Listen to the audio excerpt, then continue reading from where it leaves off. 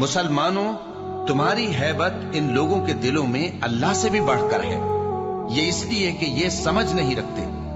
یہ سب جمع ہو کر بھی تم سے نہیں لڑ سکیں گے مگر بستیوں کے قلعوں میں پناہ لے کر یا دیواروں کی اوٹ سے۔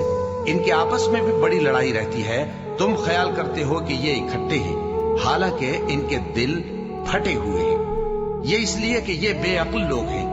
ان کا حال ان لوگوں کا سا ہے جو ان سے کچھ ہی پیشتر اپنے کرتوت کی سزا کا مزہ چکھ چکے ہیں، اور ان کے لیے دکھ دینے والا عذاب تیار ہے۔ منافقوں کی مثال شیطان کسی ہے کہ انسان سے کہتا رہا کہ کافر ہو جا، پھر جب وہ کافر ہو گیا تو کہنے لگا کہ مجھے تجھ سے کچھ سروکار نہیں، مجھ کو تو اللہ رب العالمین سے ڈر لگتا ہے۔